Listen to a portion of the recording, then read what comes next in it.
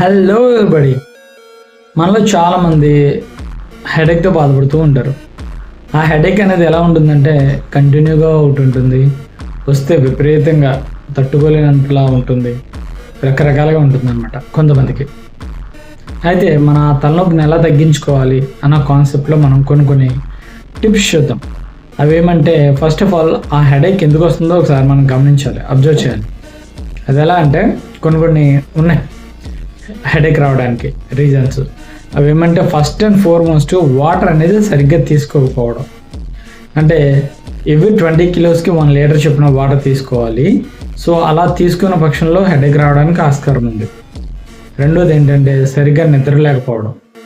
అంటే 8 hours sleep అనేది ప్రతి ఒక్కరికి మ్యాండేటరీ. సో ఆ స్లీప్ కన్నా తక్కువైంది అనుకోండి, ఆటోమేటిక్గా హెడేక్ రావడం అనేది జరుగుతుంది. మూడోది ఏంటంటే అతిగా ఆలోచించడం. ఆలోచనలు అనేవి విపరీతంగా ఆలోచించడం వల్ల మేబీ హెడేక్ రావచ్చు. నాలుగోది స్పైసీ ఫుడ్స్ తిన్నప్పుడు, బిర్యానీ అటువంటి ఫుడ్స్ తిన్నప్పుడు వాటర్ కనుక తక్కువ తాగమనుకోండి, అప్పుడు కూడా హెడేక్ రావడానికి ఆస్కారం ఉంటుంది.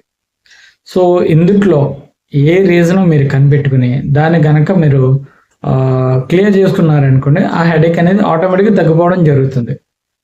అలా తగ్గని పక్షంలో అప్పుడు మనం మెడిసిన్ కానీ డాక్టర్ కానీ కన్సల్ట్ అయితే బెటర్. మ్యాక్సిమం తగ్గిపోతుంది. ఇవే ఉంటాయి మ్యాక్సిమం రీజన్స్, ఇవే నాకు తెలిసినంత వరకు, నా ఎక్స్పీరియన్స్లో నేను చూసినంత వరకు. Thank you. మరి